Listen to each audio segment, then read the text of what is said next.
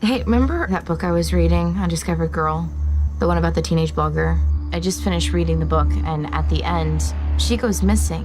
Like, she narrates the whole book, and then at the end, her mom takes over and says that a ton of what Katie told us about herself isn't true.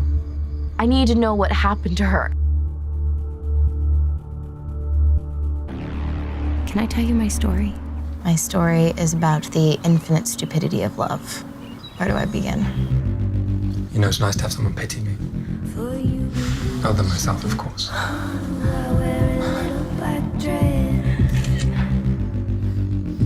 Why is your book sold as fiction? And why is there a man's name on the cover? I have no idea who created the site or who's emailing you, but it's not Katie because she doesn't exist. She's just a character I invented. She is not and never was real. Be well. What was your reaction when you first watched the trailer of Another Girl? Well, I had a lot to do with the trailer. You know, as the director, I am intimately involved with all these sorts of decisions. There were drafts of the trailer where we tried different approaches as to how to present the movie. And one of the things that's difficult about the movie is that you don't want to reveal too much because the whole movie is sort of shrouded in mystery. And I can't stand trailers that just give away the whole film, which we all have seen and we all hate. So I really tried to do my best to suggest what the movie is without revealing what the movie is. If that makes any sense. Yeah, it does. And my next question is, Another Girl is the sequel to Ask Me Anything. So my question is, what is the genesis of the first book, Undiscovered Girl, and the film adaptation, Ask Me Anything, and why did you decide to write a sequel to it and adapt it into a film? Well, this is going to be a long answer, but what happened was, it was way back when the Writers Guild was on strike. And every day writers were told to put down their pens, don't write any screenplays because we're on strike. And just, you wake up and you go and you walk in circles with your picket sign to picket the studios. And being a proud union member, I wasn't going to write screenplays or do anything during that period. But I did have a separate career as a novelist. And I thought, what a wonderful opportunity. Because things were going very well with my screenwriting career, it would have been very easy to just fall into a sort of muddy pit of Hollywood work. And a lot of Hollywood work that pays well are movies that don't get made, or you're doing a rewrite on something that may just fall into development hell and you'll never hear from it again. But it's hard to say no to work. But now suddenly there was no work because we were striking. So I thought, what a perfect opportunity to write a novel. And at that time, I had been sort of exploring MySpace, the old social media site, because I had novels that were published, and it was sort of a way of connecting to readers. And in the course of that, I kept stumbling upon these blogs, these blogs that people did on MySpace. And a lot of them were young girls writing about their lives. It's very performative. You're sort of telling the world who you are. It's the precursor to what has become a way of life now, between TikTok and Instagram and Facebook, where everyone is sort of dramatizing their own lives and selling their lives. So these voices were just in my head of these girls and the way they spoke and how they spoke about themselves.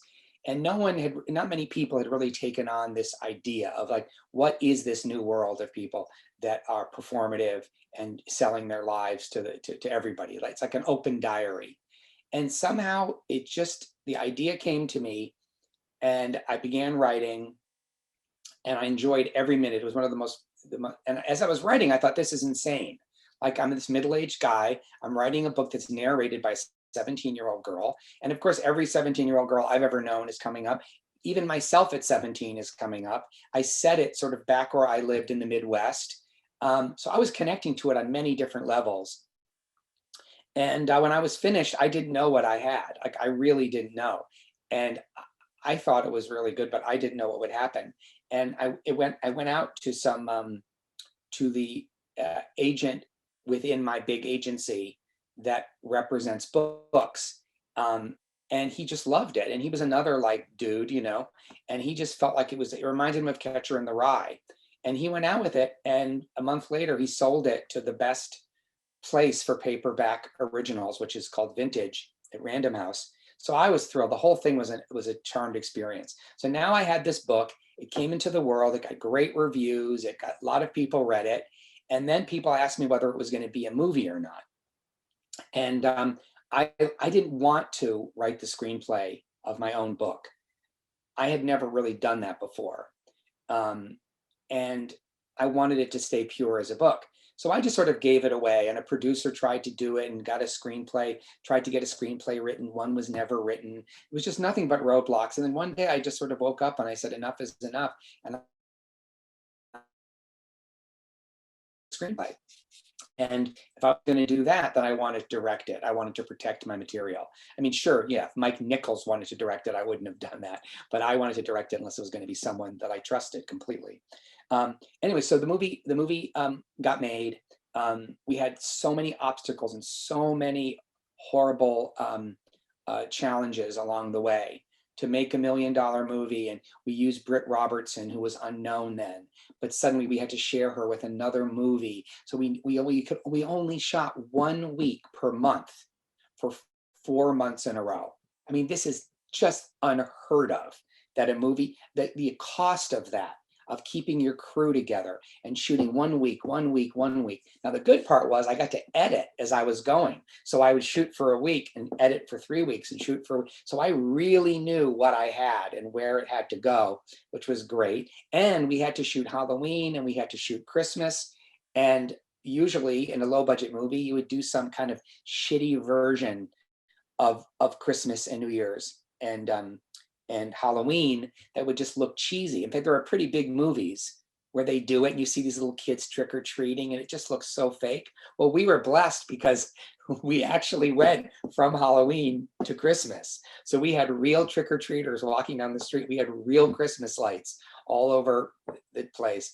That gave it a great production value that most movies don't get at that way.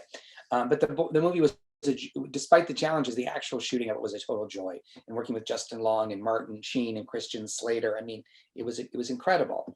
So the movie finally comes out. It does very well on Netflix. It gets streamed. You know, I bet you 2 million women saw that movie. But the movie is shrouded in mystery. The movie has a surprise ending that finishes. I love ambiguous endings. I love them. To me, that's the power of indie cinema, is that you can break the rules. Everything isn't tied with a bow. You make a lot more money if your movie's tied with a bow and it's all worked out, because it makes everybody sleep well at night. But my whole love of indie cinema is to challenge people and shake up their sleep and have them wonder and doubt and question. So I stayed very true to the book, which has a mysterious ending, and so does the movie. So after the movie came out, I began getting letters from young viewers, mostly young viewers, saying like, what the hell happened? They wanted me to explain the ending.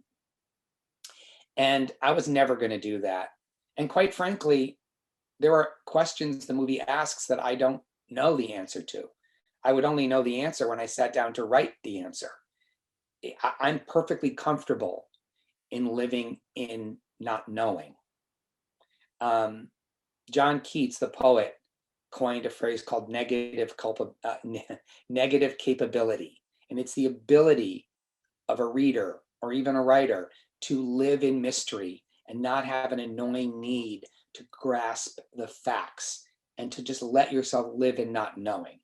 And that's very comfortable for me. So one day, I don't know what possessed me, I thought of all those letters, all those voices of those girls asking for answers.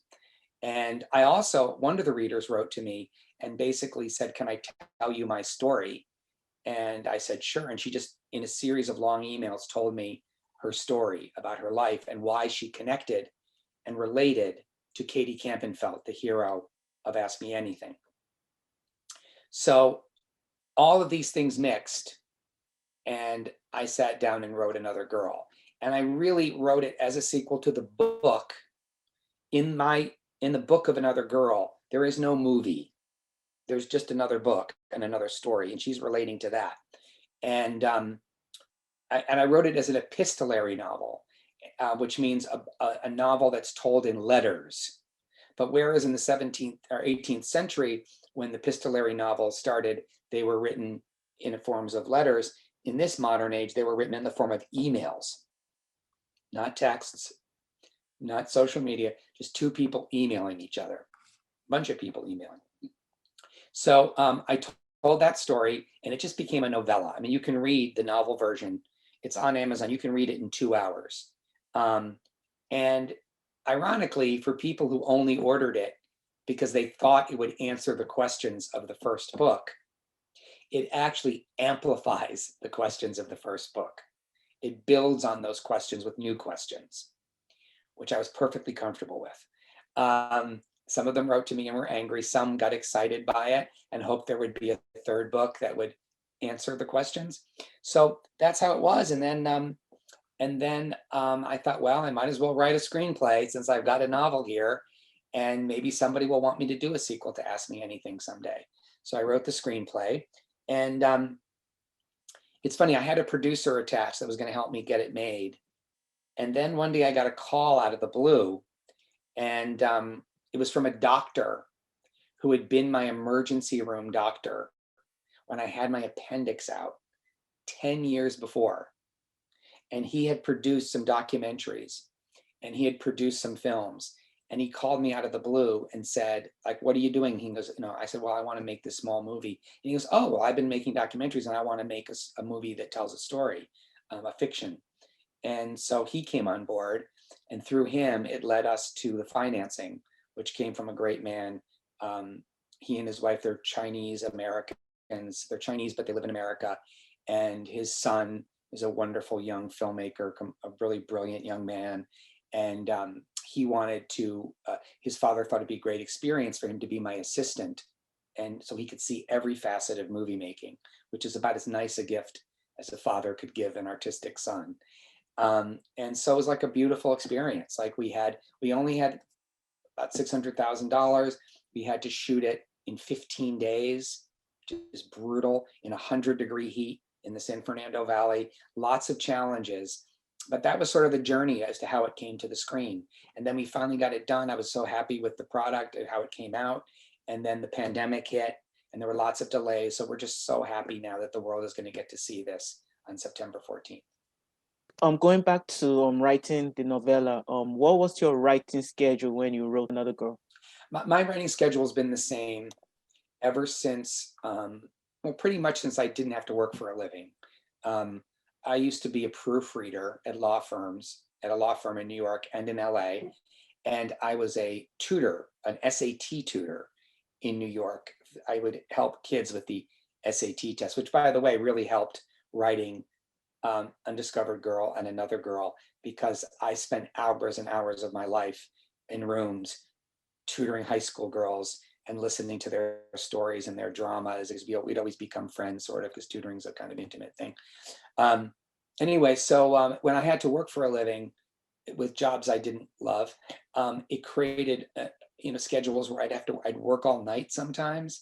But then once I had control of my schedule, and I would recommend this for any writer, I recommend writing the same time every single day. And what I would do is I'd wake up very early. I went from being nocturnal to the opposite, waking up very early. And I basically work from when I wake up to about lunchtime. And I remember when I was a younger writer, if I worked for 2 hours, I felt like, oh my God, I had a great day of writing today. Now it's like a muscle that you work.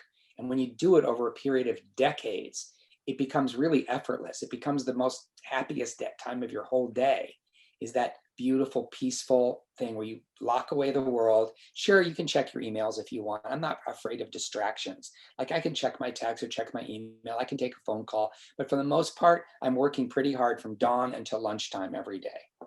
And then if I'm not writing something, like if I take a week off or something, I'm still at my desk those same hours. And I'm answering emails, and I'm doing correspondence, and I'm handling business crap and just dealing with my life. but I'm still there. I'm still focused on a screen. I'm in the chair, and it becomes like a muscle. And like working out, you know how when you work out, if you don't work out, it becomes addictive, not working out. Well, when you do work out, it becomes addictive.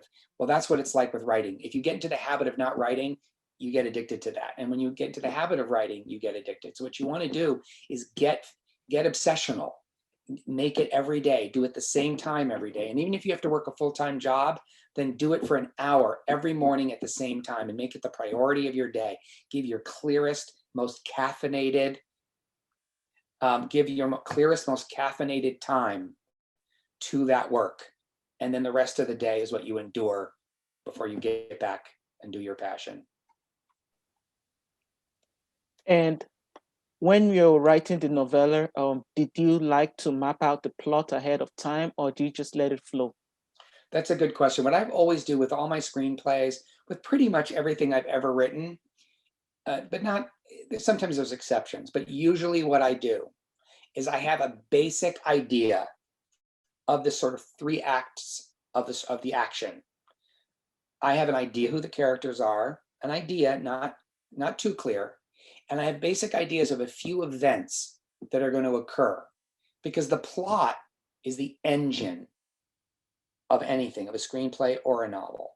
More so in a screenplay, but I think a lot of novels suffer from the fact that they don't have strong engines. A lot of novels since World War II, certainly in America, are just a lot of talking, and much of it is self-indulgent, and it doesn't, Aristotle said the plot is the soul of the drama. You need that plot. That's the soul of what you're saying. And so I like to have at least a couple of major plot points worked out for the 3 acts, not the specifics, but essentially. So when I have that basic skeleton, that frees me to then be creative. But when I'm writing the first draft, I like to keep my unconscious mind open. I don't like to be too rigid. I like to just follow where it's going, what feels right, not be afraid to go back and change things, but just move. And once you get to the end of the first draft, there's a very good chance, in my case, it's 100%. If I get to the end of the first draft, I know I'm going to finish. This will be finished, because rewriting is very easy compared to writing. Writing and staring at a blank screen is scary for everybody. It's like a tightrope walk, and you don't want to look down too much because you might get scared and fall. And like most of the best things I've written, the whole time I was writing the first draft, I thought, this is insane. This could really be bad. This could be a big mistake. I mean, I wrote 3 novels as a fat, middle-aged, alcoholic, delusional gay man. That's the hero of 3 of my novels. I like to believe the only one of those I am is middle-aged, and I wasn't middle-aged when I wrote it. I am now, but I wasn't then. I wrote 2 books as teenage girls, or another girl, she's early 20s. And I wrote another novel of a guy that appears to be like me in terms of age, race, education, but has a completely different life. And that's the joy of writing novels to me. But it's what's scary about it, is that you're risking everything. You could make a complete fool of yourself. You could fall off the tight wire. So that's why I just like to know where the wire is, have a basic idea of what I'm doing, and I just go. And I keep my eyes straight ahead, and I get to the end. What was your favorite book when you were a teenager, and do you have a favorite book right now? I don't think I had a specific favorite. When I was in high school, I read, early high school, I read all of Sherlock Holmes, everything, all the novels and all the short stories. And I loved them. And I think it developed my love of language, of strong plotting. It's a great character, 3 characters. So I love that. I loved J.D. Salinger as a kid. What else? Some of my favorite books in general are A Confederacy of Dunces by John Kennedy O'Toole. I recommend that to everybody. It's probably the funniest book ever written since Mark Twain by an American. God, it's it's hard because I read kind of voraciously and I love a lot of things. I love Dorothy S. Hughes. I love John Fante. I'm just thinking of these novelists. Sometimes they're not the most famous. I love Albert Camus. These are books that I've reread. I don't reread that many books, but Nathaniel West is one of my favorites. Nathaniel West was a screenwriter and a novelist. He only wrote a few novels in his lifetime. He died young. He was on a hunting trip in Mexico and he was driving back to go to F. Scott Fitzgerald's funeral. And he got in a car accident, killed him and his wife. And I mean, I heard this, I don't know if it's true. They said that he was literally lying in the morgue, where F. Scott Fitzgerald was. I mean, that might just be a metaphor, but that's what somebody said. But it was pretty brutal. But he wrote, what I loved about him is that he wrote Miss Lonely Hearts and Day of the Locusts. And he wrote in a way that was really colorful and vivid and grotesque and funny and heartbreaking all at the same time. And I think these are the things that I really like to do. There's never like a dull page in a Nathaniel West book, and they're not long. They're just deep, rich slices of life that keep you completely pulled in. And there's nothing extra, nothing boring. I like to leave out the boring bits. I'm a big believer in that.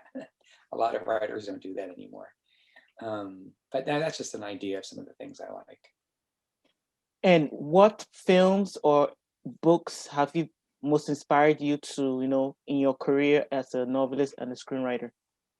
It's funny, there's a movie that I just rewatched, and it just floored me how much I sort of lifted from this movie, not in terms of story or even characters too much, but just as a director, how much this movie influenced me. And that movie is Carnal Knowledge by Mike Nichols. It has Jack Nicholson and Art Garfunkel, Candice Bergen. It's just an absolute masterpiece. And it very much influenced my first movie, which is called Red Meat, which is kind of an obscure, not easy to find movie. It's John Slattery's film debut. And it's about misogyny and the way men talk about women and treat women sexually. And it's dark and funny and sexual. And it was based on a few short stories I had written that I never published. And so I took these short stories and I made them into an indie script. Anyway, but anyone who's seen Carnal Knowledge, if you see this movie, it's obvious how much I loved it. But the funny thing to me, what I found so striking was that it all happened unconsciously. I was completely unaware of the way that this movie, and that's what I love about cinema, is it goes into your unconscious mind. You absorb things. And I'll see movies from time to time and I go, oh my God, and I realize that I absorbed this thing and stashed it away without being aware of it. So that movie had a big influence on me. I would say a lot of Mike Nichols movies do because of the way he shot. Like I really love strong master shots. I really love, and that probably comes from his theater background. And I have a theater background. And I really love letting acting play out in real time and not getting cutty. Like I think too much cutting dissipates the power of great acting. So yeah, that's one movie. Let me think if I can think of anything else offhand. I loved a movie called, oh God, I'm blanking out on it. Shoot. Ghost. Jesus Christ. It's a movie with Scarlett Johansson and Ghost World. I really love Ghost World. It's another movie that powerfully affected me. And I see these movies once and I don't even know that some DVR in my head is recording it. But when I went and rewatched Ghost World, I went, wow. I saw the ways, the long shots of them walking, just certain things about the way it was visual, the way that I absorbed that movie. It's Terry Zwigoff did it. He also did Crom and Bad Santa. And it's really, really one of my favorite indie movies. I also love Day Trippers. Some of my favorite movies are really either the film noirs of the 40s, some early 50s, and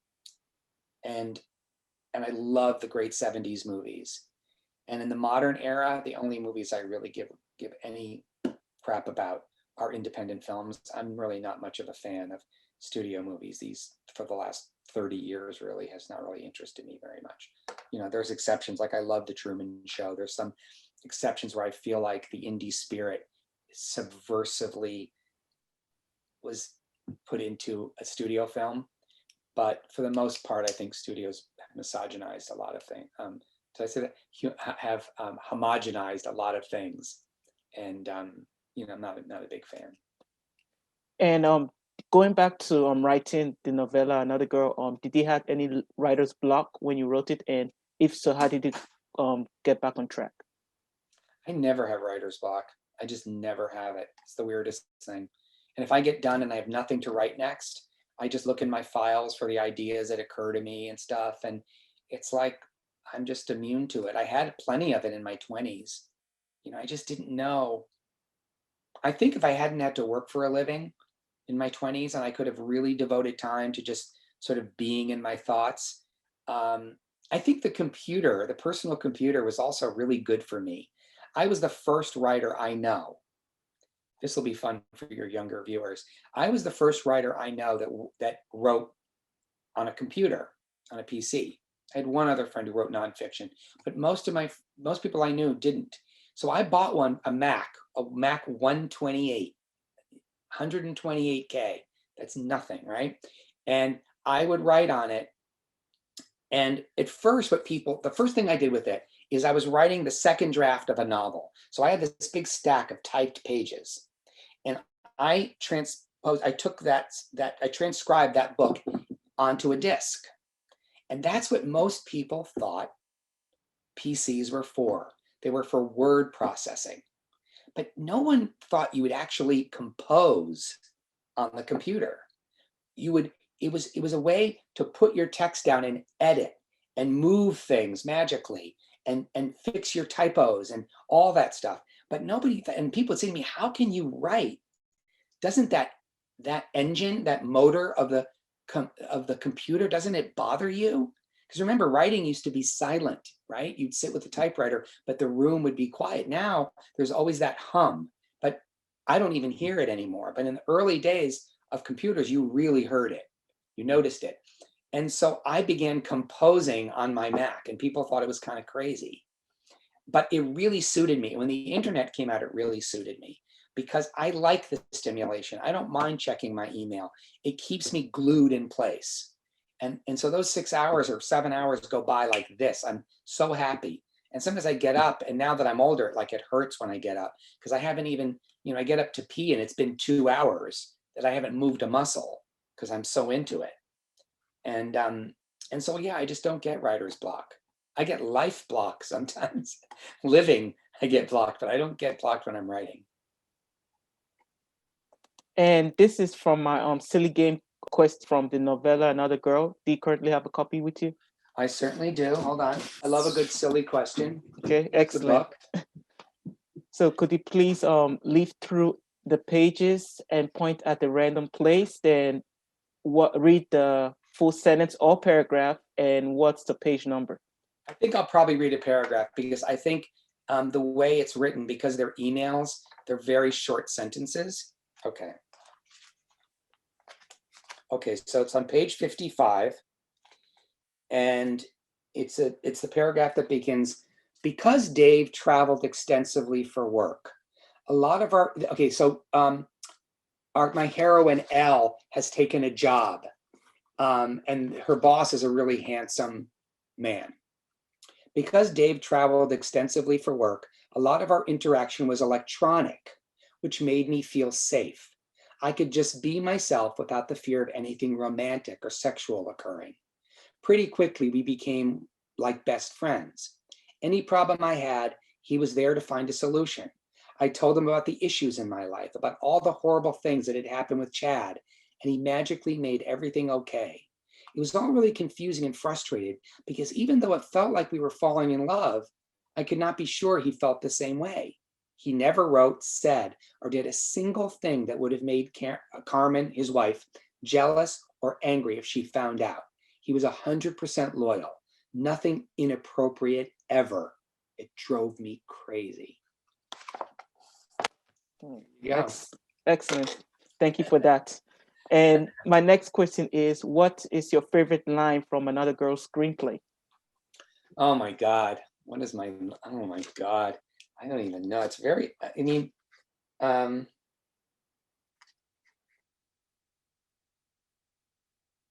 well, this line will mean nothing to your viewers until they read the book or see the movie, but I think it would have to be the last line of the book, which is also the last line. I think it's the last line of the screenplay, which the line is, which means we're only 36.4 miles apart. Okay, so it has to do with two people living a certain distance apart from each other. And it means nothing to you guys, but if you see the movie or you read the book or both, it'll have resonance for you. Which one is the most challenging to you, writing the novella, writing the screenplay, or directing the film? Definitely directing the film. Because writing the book was a joy. It didn't even take that long because I was sort of channeling it and I was inspired. The screenplay was easy because I'm following, writing a screenplay of a book that either a book that one wrote oneself or someone else wrote is largely craft, technique, as opposed to inspiration, largely, not solely. But really what you have to do is you have to find cinematic ways of telling a story that's sitting right in front of you on the page. So that was fine. But the movie, I mean, what could be more challenging? You're shooting, it's 106 degrees in the valley. You know, you have very limited time for your scenes. And we're talking about 2 takes, 3 takes. I mean, a studio movie, you could do 40 takes or 20 takes. We have 2 or 3 chances to get it. And if you don't get it, you can't move on. So you have to get it. And the pressure is enormous. And if you take extra time to get what you need, then you're taking time away on another thing that day.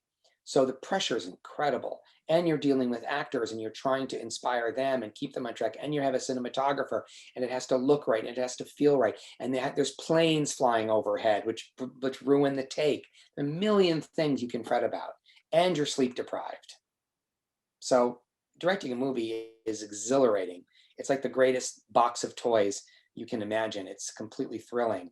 At the same time, it's a huge physical challenge. A lot of directors, as soon as the movie wraps, they take to their sick bed for a week because they're so depleted. I probably would have, except it was only 15 days.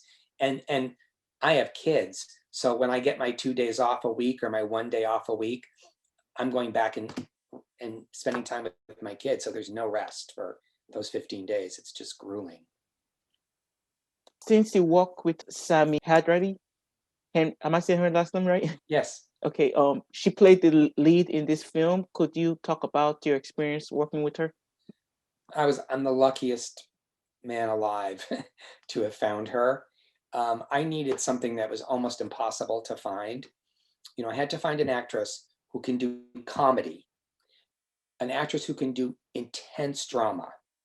She has to be lovable and immediately sympathetic. She has to be sexy. She has to be beautiful. Like all these things, they just don't grow on trees. They really don't.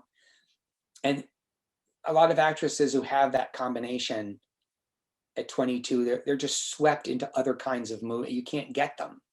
I found Sami at the perfect time. She was literally like on vacation in Australia. She read the script. She self-taped. So I mean, she did her own audition alone to a camera, sent it in. And I mean, like I knew immediately. I knew in 20 seconds I'd found her.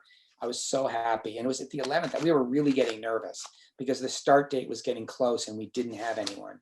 We couldn't find anyone that was right. I mean, frankly, I actually made a couple of offers to actresses where I knew they weren't going to really be great, but I had no choice. The pressure was so enormous.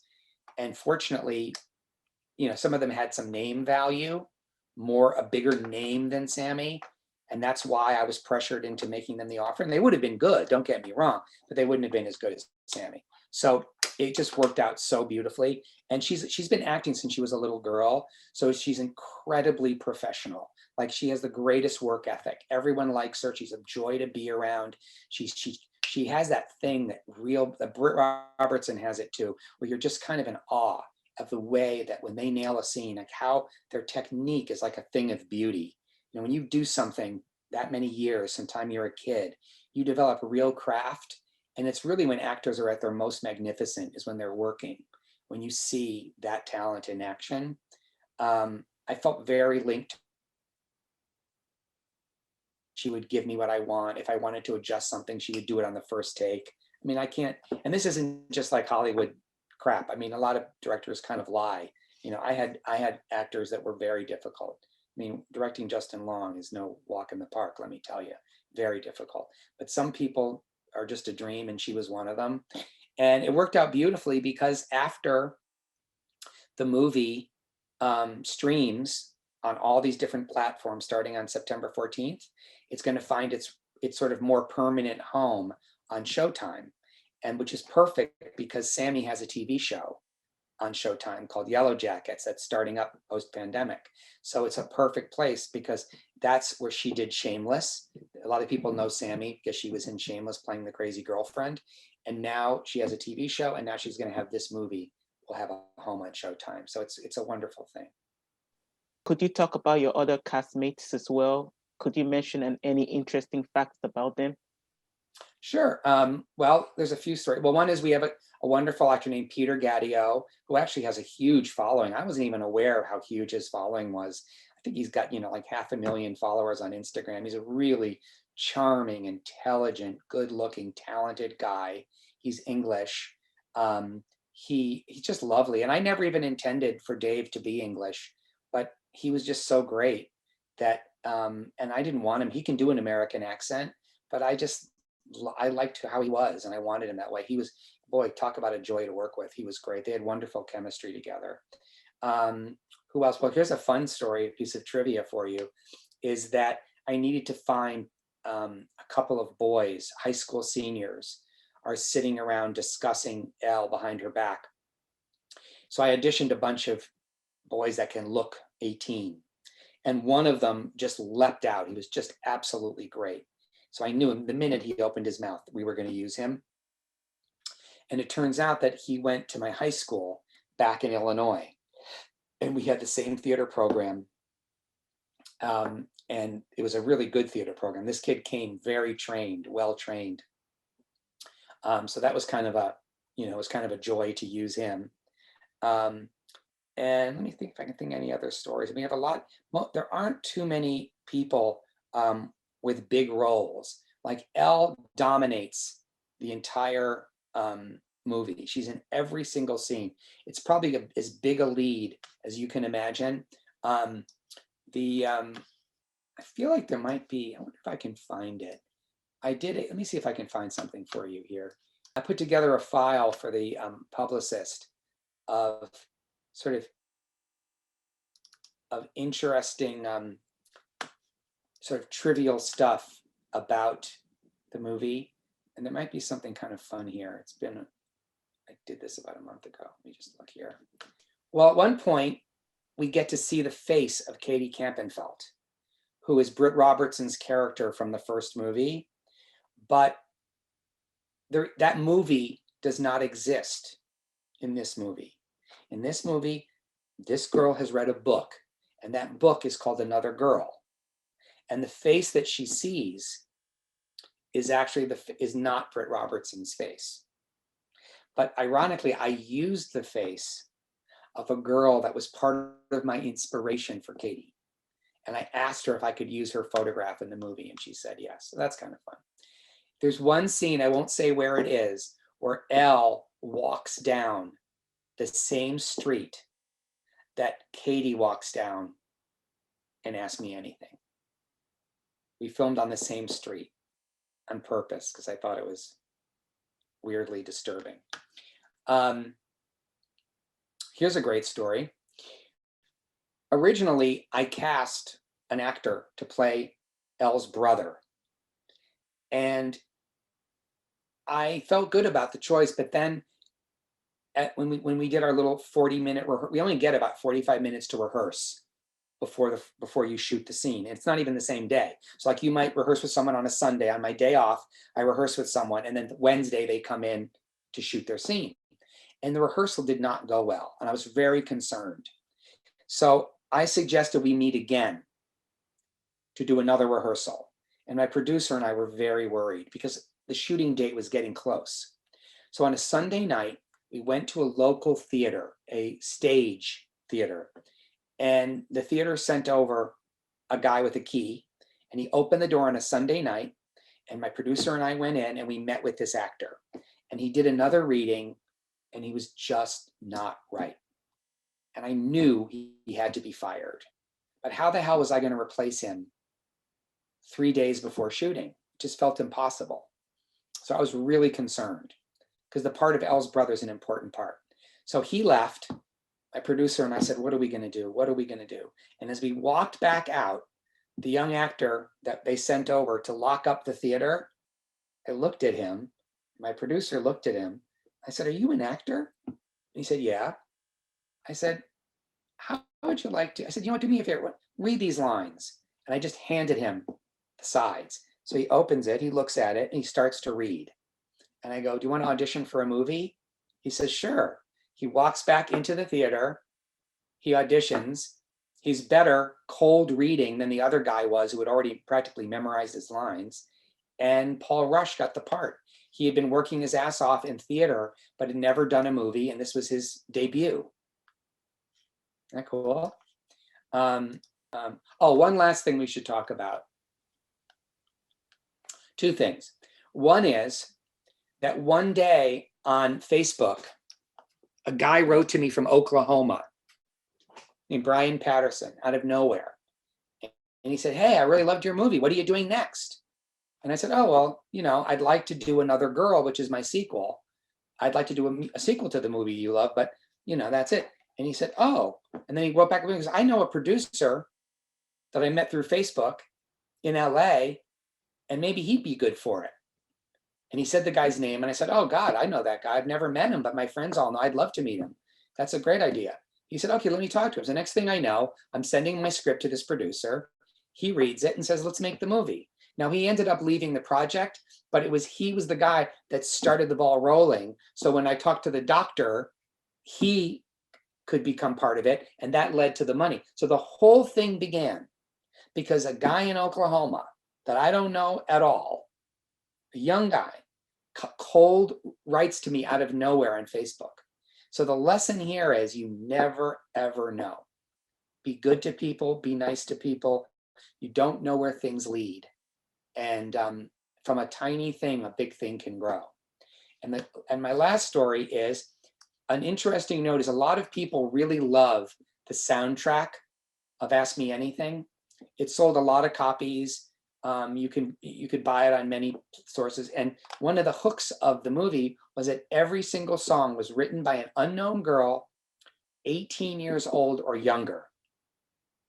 I put out an ad on Craigslist all over the country.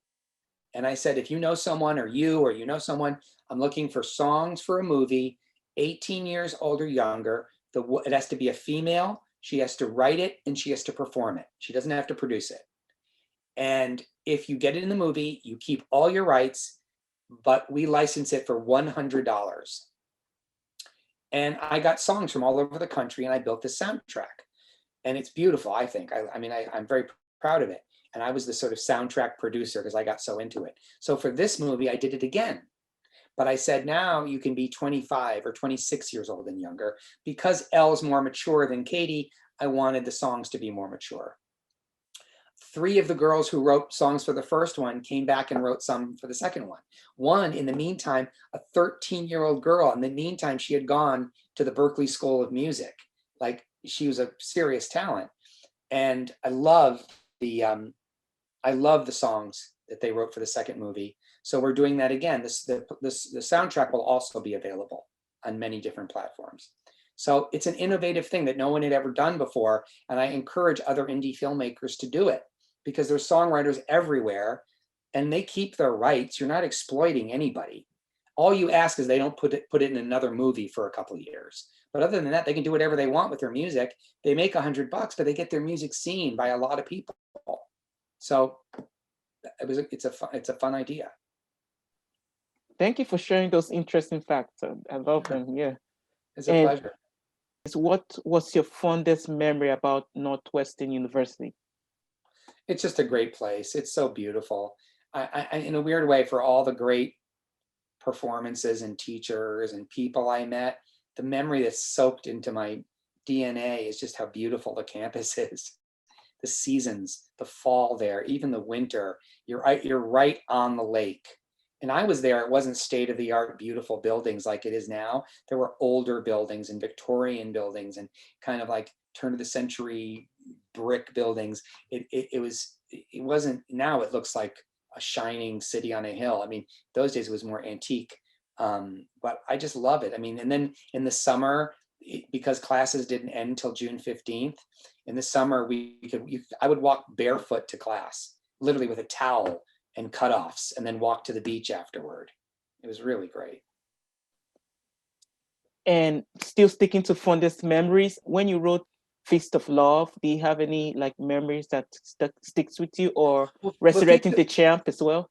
Well, those were all adaptations. Mhm. My memory of my memory of Resurrecting the Champ was I got the job, and I did the work in Vancouver because my girlfriend at the time was actress Naomi Watts, and she wasn't famous yet. She was doing a television show, and she was shooting in Vancouver. So she would go off to the set, and I would write on a couch on a laptop. I'd never written on a laptop. I had to borrow one, and I wrote Resurrecting the Champ looking out of a window onto the bay of Vancouver and the bridges and beautiful. I remember when I started, it was in August and it was so beautiful out. By the time I finished, it was like 8 weeks later, and I'd look out the window and all I would see is fog because it was Vancouver, just fog. And Feast of Love was an adaptation of a wonderful novel. And I'm trying to think if I had any great, I think one of my favorite memories of that is we did a press junket for the movie. And a press junket, you just walk from reporter to reporter. Like you go from room to room meeting different reporters, and they let the writer be involved. God knows why, because usually they don't. And at one point I'm in an elevator with Morgan Freeman. And I say to him, I have a funny thing to tell you. He said, I said, well, you're in Feast of Love. And the only reason you could do it was that you walked away from another movie that you were going to do. And the other movie you were going to do is another one I wrote, Resurrecting the Champ. And then Sam Jackson took the part. So Morgan Freeman left one of my movies to do another one of my movies. And it worked out great because Sam Jackson was great and so was Morgan. Do you recall the very first story you ever wrote? Yeah, it's really, really disturbing. I was 12 years old and I wrote a short story, and it was like a horror story. And it had to be a dramatic monologue. So you need to have one person talking, not narrating. He's talking to someone, and the talking of that tells a story. And so I had a guy come in the middle of the night. He knocks on a door. It opens, and he's like, "Oh, hello, doctor. I'm so sorry. It was so hard to find your mansion in the middle of the night in the rain. Here I am. Yes, I'm ready for my surgery now. Is it true that when you have brain surgery that they don't put you to sleep? Oh, it is true. So you like the person to be awake. I know I'll have anesthesia, of course. Yes, blah, blah, blah." So he's strapped to a table. He says, "Oh, these straps are kind of tight. Okay, all right. What is that the saw you're going to use to cut open my brain?" And they cut open his brain. And he goes, "What's that instrument called?" "What do you mean a fork?" "A fork? What do you mean?" He starts to scream. And that was it. The doctor ate his brain. I remember the teacher gave me an A and said, "But please, if you ever write something like, I hope your next story isn't this horrible and scary." And I still have that story in my papers. I still have the paper. That could make into a horror movie. I'm telling you, that sounds exciting. I had read somewhere that, which is true, when you have brain surgery, they don't put you under in the same way because there's no nerve endings in the brain or something. So there's a way they do it where they can actually open your brain. And when the brain itself doesn't feel pain, and they have to keep you awake. They don't want you to be asleep because they want the brain functioning. So when I read that, I thought, oh, this is good. Interesting. I didn't know that. Yeah. And if someone made a film of your life, would it be drama, comedy, a romantic comedy, action, horror movie, or a science fiction movie? I think it would be very much like my work. It would have serious, dramatic intent with a lot of laughter along the way, a lot of joking, a lot of comedy, sexual, fun, but ultimately touching and dramatic. Yeah. And this is my last question. What book are you currently reading in your free time? I'm reading a great book, but it has a really unusual title. I'm 90% sure I have the title perfectly, but I want to get it for you right so I don't make any mistake, because he's a wonderful writer and he's someone I know. So I want to get the words exactly right. Okay. I'm so glad I looked it up, because I would have gotten a little bit wrong. So it's a great book that I recommend to everybody. It's a meditation on American art, Los Angeles, what does it mean to fail? What does it mean to be a success? It's about the people in this world with great talent who don't fulfill that talent in the way we expect. And it's sort of part autobiography and part essay, but I really can't put it down. It's so good. And it's called Always Crashing in the Same Car. Always Crashing in the Same Car by Matthew Spector.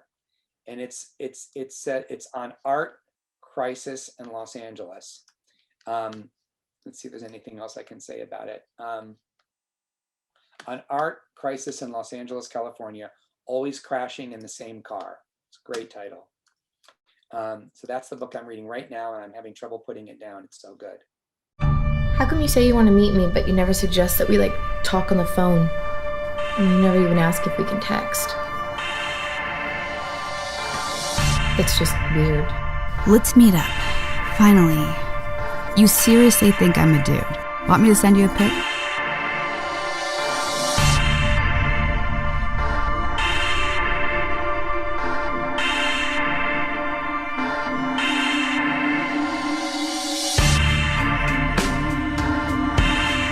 You're dangerous, Elle. You're ruled by your obsessions. You have no self-control.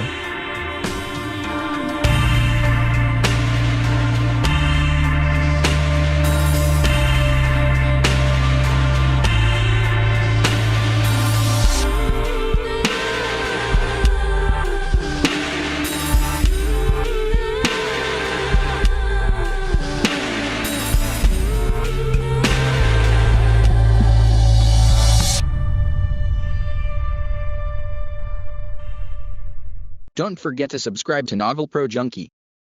Press the notification button. Like, comment, and share if you will.